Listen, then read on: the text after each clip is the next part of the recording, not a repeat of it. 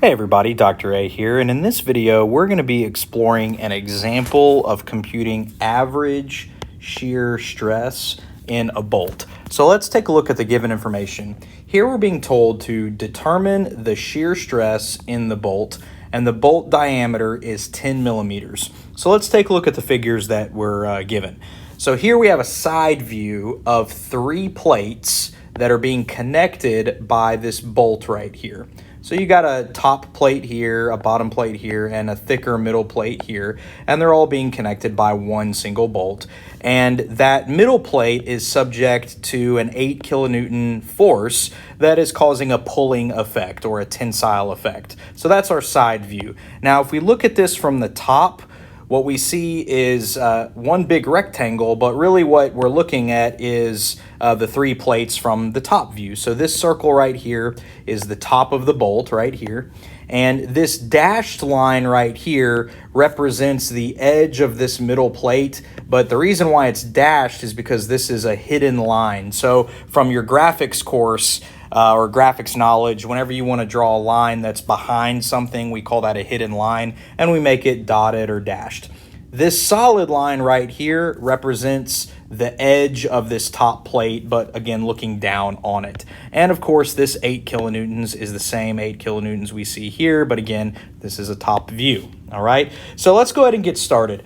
Before we actually do any calculations, the first thing we want to ask ourselves is this bolt subject to double shear, single shear, or some kind of higher multiple of shear, right? We know we can have single shear and we can have multiple shear, and it depends on the number of shearing planes that the bolt has in the system. So what is this? Is it single shear, double shear, triple shear? What is it? Well, the answer is that this bolt is subject to double shear. And the reason is because we have a shearing plane right here. That's the interface between the top and the middle plate. And we have a second shearing plane right here, the interface between the middle plate and the bottom plate. So because we have 2 shearing planes, this bolt is subjected to what we call double shear. So under solution, I'm going to say this bolt is subject to double shear since there are 2 shear planes. So maybe write that down in your notes so you have a good understanding of that. Okay, so what's going to happen is this 8 kilonewtons is going to go through axially through this middle plate, okay? And then when it gets to this bolt, it's going to get divided amongst the 2 shearing planes, all right? So what we can do to help us visualize this a little bit better is draw a free body diagram of that situation. So let's go ahead and do that. I'm going to draw a free body diagram first of the top plate right there. And then I'm going to draw a free body diagram of the bottom plate here. And I'm going to kind of spread them out a little bit just so we can see how this is working a little bit better. And of course, you know, here's that 8 kilonewtons, all right? And we have the top of this bolt here.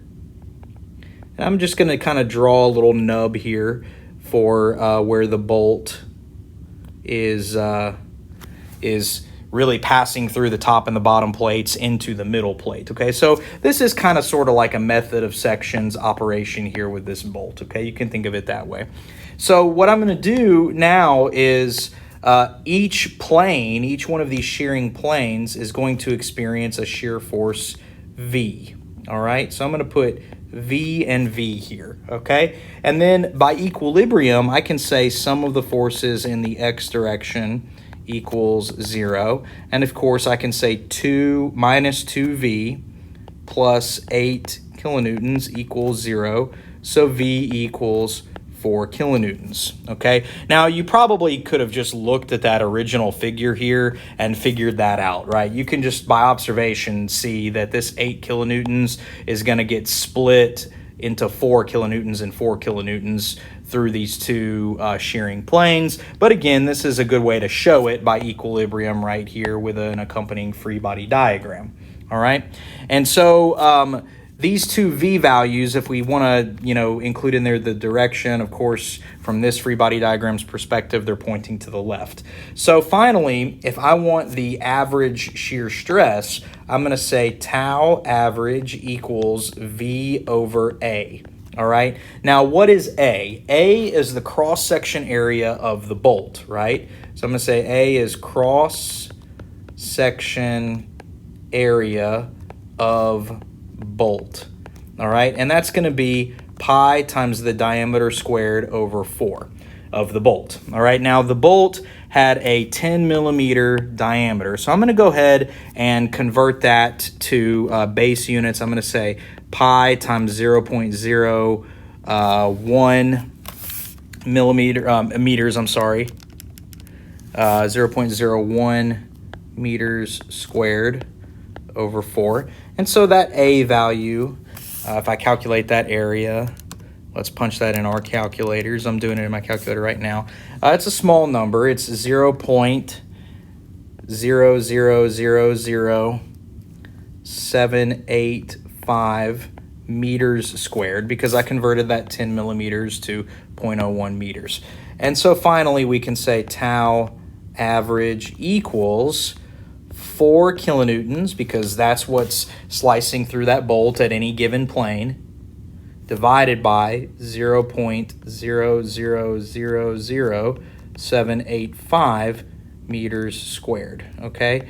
And so when I perform that calculation, I get 50,955 kilonewtons per meter squared. Now, what is that? A kilonewton per meter squared, good review of units for us. This is a kilopascal.